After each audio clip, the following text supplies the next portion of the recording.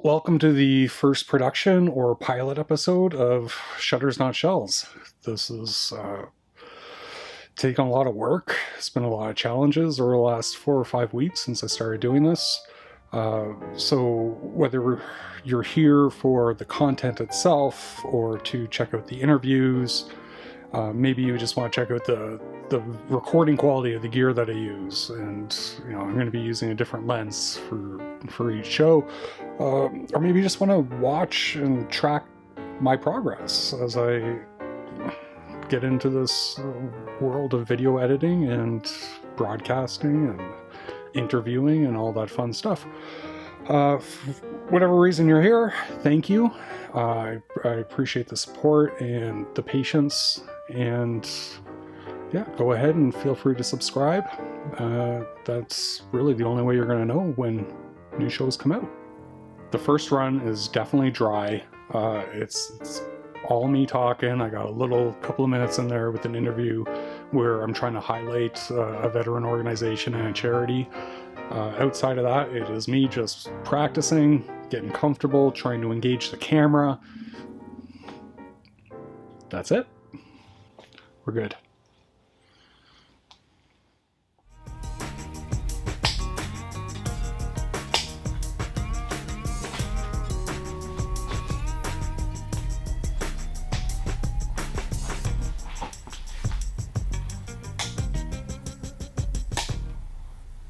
Thank you for calling Veterans Affairs Canada. Our hours of operation are Monday to Friday from 8:30 to 4:30 local time. If you or someone you know is in immediate danger, call 911. Yeah, that's all right. All right then.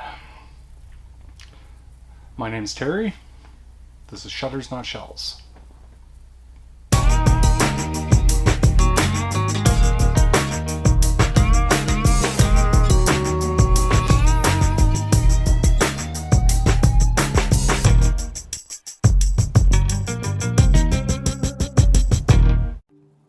Hi, this is a new YouTube channel I'm starting up. It's called Shutters Not Shells. This is going to be the place where I can interview other military veterans who use photography in a therapeutic way. This is going to be a place where I can show you the eye behind the lens when it comes to veterans and taking pictures. So Shutters Not Shells came about when I started building my hobby brand, which is Life by Design Photography.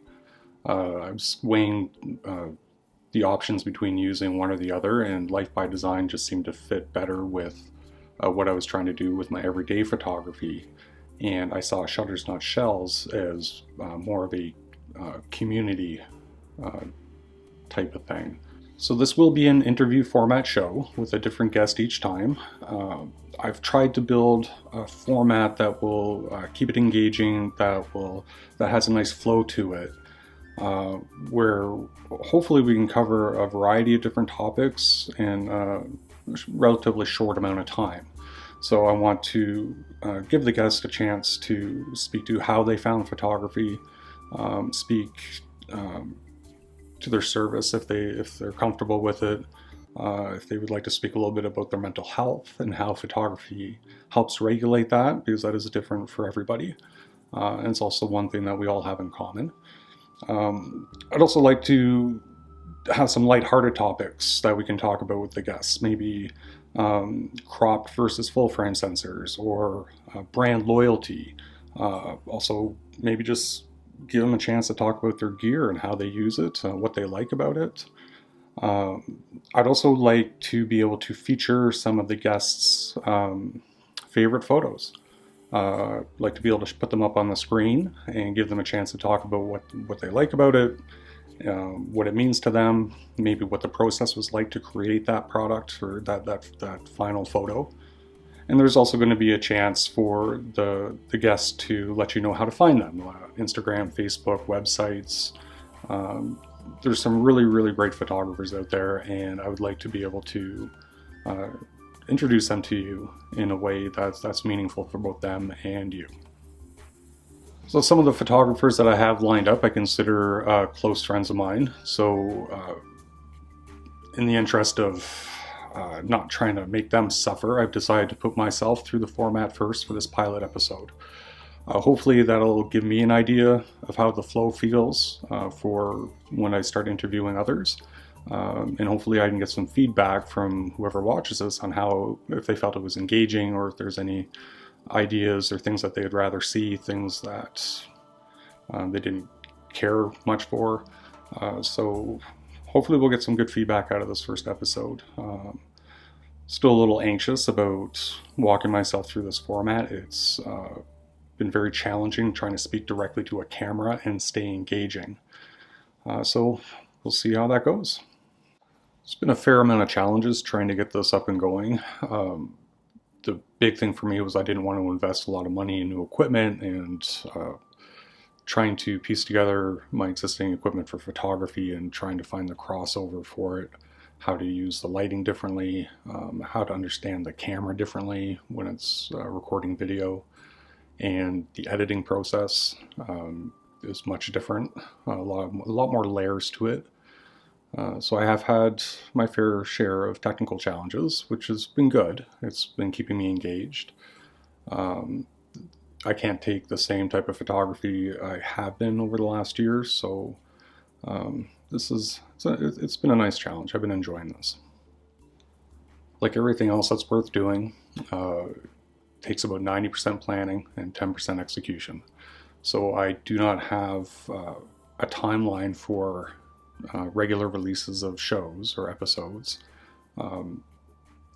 It's going to be scattered as I learn, and I'm going to be improving as I go. I'm going to be changing the introduction.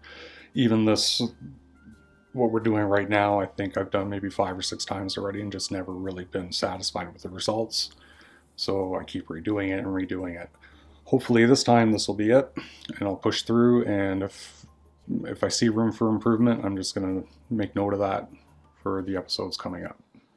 An important piece to my journey with mental health has been receiving support from charitable organizations and other veteran-centric type of support groups. So in each episode near the beginning, I'd like to do a quick feature where we can bring some awareness to these different charities.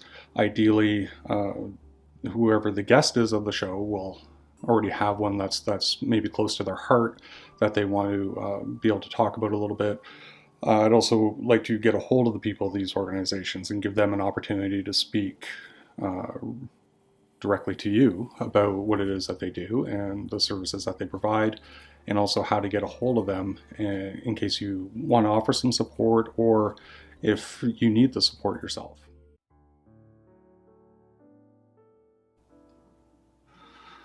Today we're talking with Sergeant Retired Doug Allan with the Veterans Transition Network. I asked him if he could speak a little bit to the programs that the Transition Network offers, what his role is there, and let's have a little chat about it. So what can you tell us about the Veterans Transition Network? Yeah, so the Veterans Transition Network is a nonprofit organization created originally at UBC's Counseling Psychology Department by Marv Westwood. It was created so that members of the military, veteran populations could actually come together and help each other to work through trauma.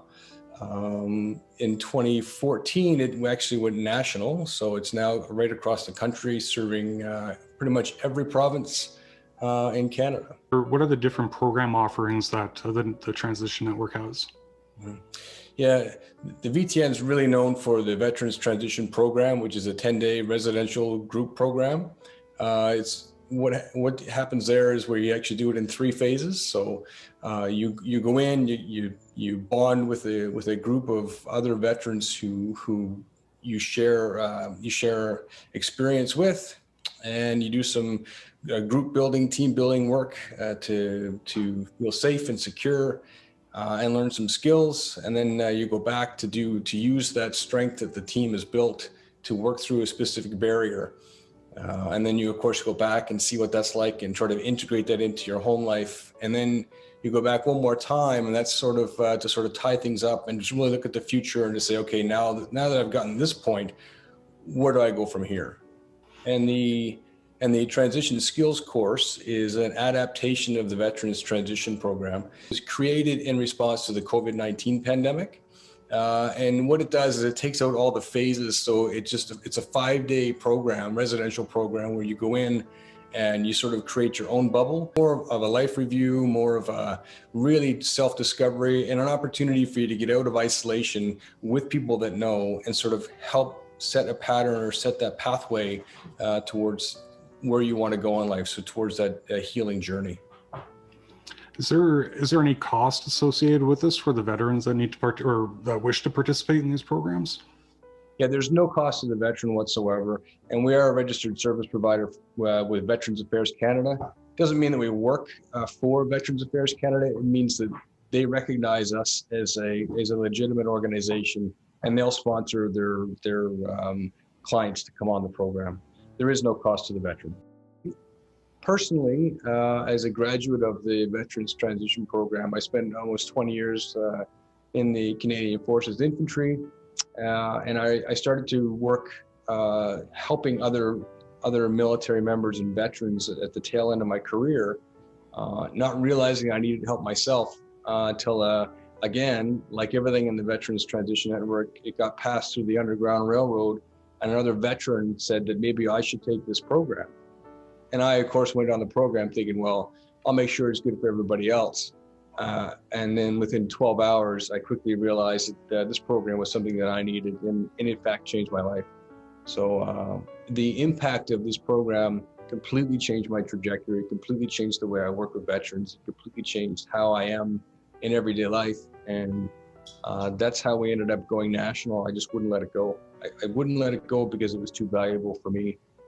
And I work with other veterans who get to experience that same kind of feeling that I got from the Veterans Transition Program. How does someone get a hold of you? Like, how do we find the program if someone's interested in either supporting or reaching out for help themselves? The simplest way is to just go on the vtncanada.org website, and there you'll be able to be in contact with the organization itself, or you'll find links to each regional coordinator. So I myself am Atlantic Regional Coordinator, and there's one also in Central and in Western Canada. Awesome. Okay, and I'll put that up. I'm gonna figure out how to put that up on the bottom here somewhere, and also I think there's a info email address as well that I can probably tack on there. All right, thanks, man. No worries. Okay, we will talk soon. Great. Okay, Have fun. care. To keep these episodes a little more interesting, I decided that I am going to shoot each episode with a different lens.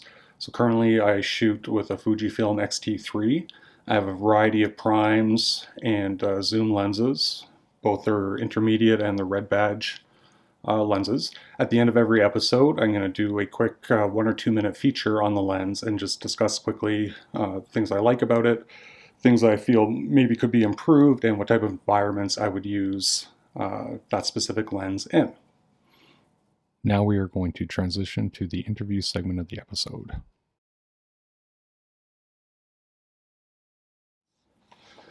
So my name is Terry Hackman. I was born in Ottawa, Ontario. I joined the Canadian Armed Forces in 1996 as a radio operator, and I left the Army in 2005 as a corporal. During that time, I was involved with the Winnipeg floods, the Montreal ice storm, Y2K. I have a break in that service where I took some time off, and I went over to Bosnia as a defense contractor for the first time. After I got out in 2005, I went back to Bosnia again as a contractor, where I lived and worked for a year in Mostar for NATO, and another 3 or 4 years in Sarajevo, also working for NATO there. I don't consider myself to be a professional photographer. I do consider myself to be a hobbyist. But I do lean on it for more than what a standard hobby would offer. I first started getting involved in photography when I was in grade 9, and the school I was going to had a darkroom. That was the first time I had experience with any type of camera really, and trying to learn the settings and the math and keeping up with assignments, understanding all the wet darkroom processes and the chemicals and all that fun stuff. It didn't really take after that though. It's not something I kept up with. I bought a Sony Alpha 100 when I was in Sarajevo, I think in 2008, and that was my first kind of big deal DSLR. Not a professional quality camera by any stretch of the imagination. It was 10.2 megapixels, I believe. And that was just casual use. I would, when I was looking for something to do on a nice afternoon and I wanted to walk around, I'd grab that and just go out. It didn't have any meaning like it does today.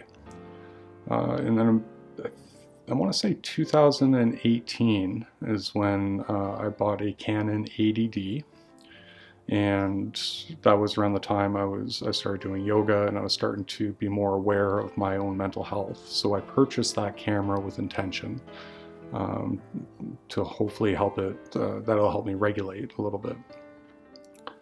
Shortly after playing with that camera, I've got some great shots with that camera. I upgraded to a Canon 5D Mark IV full frame camera. I had an impressive series of lenses, all the L series glass that came with that.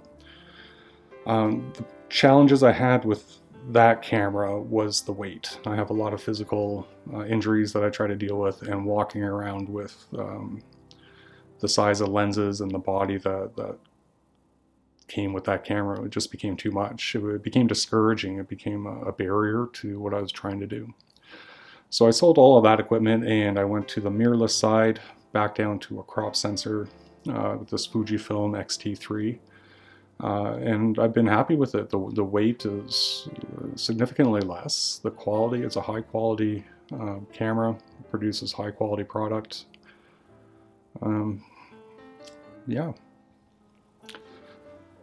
I had a difficult time when I finally came back to Canada full time in 2011. It was a difficult transition. Even though as a contractor, I was a civilian, I was very much working in a defense post-conflict environment. So I didn't adjust as well as I would have liked. I did find some success with some work out in the Rockies, where I was managing infrastructure and IT infrastructure, and I did a bit of work in oil and gas with that as well. I felt like the transition period, or how easy it was supposed to be, was taking a lot longer than it should. My life slowly started to fall apart, and when I went to speak to doctors and try to get a grip with what's going on, I was diagnosed with complex post-traumatic stress disorder and major depressive disorder. And that's when things started to get worse. So one of the biggest things that photography does for me is that it forces me to look for beauty in the world. Whenever I have a camera in my hand and I put it up to my eye, I'm not looking for threats. I'm not looking for danger. I'm not looking at how shitty everything is. I'm trying to find the beauty in absolutely everything. So that changes my focus. It shifts my perspective. Literally, by looking through a different lens, I can see the world differently. And the ability to produce finished products that have emotion when you look at them is a pretty powerful benefit that comes with it. One thing I really appreciate about photography is all the different styles that are available to you as a photographer. So as a part of the show, I want the guests to be able to talk a little bit about their favorite photographs, maybe about the process, why they're meaningful to them, and feature them here. So, like for example, I'm primarily a street photographer. I enjoy capturing the unmediated moment of real life. And I also enjoy fine art photography when I find just nothing but pure beauty and trying to capture it in a very sharp and crisp way.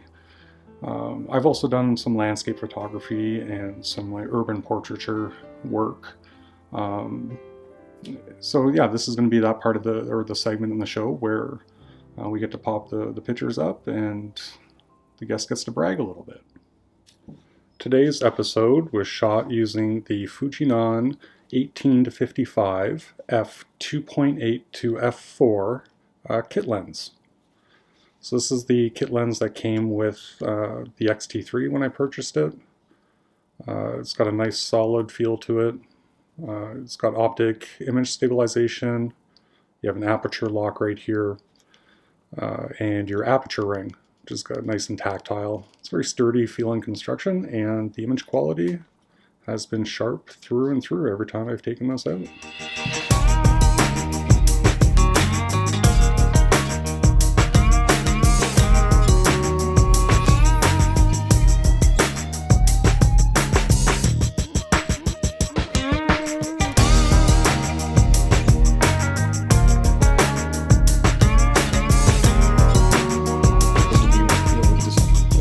Again. We gotta do that again. I'm tripping over my own words. Okay. So I'll just do one of these so I can see it in the video. Yeah.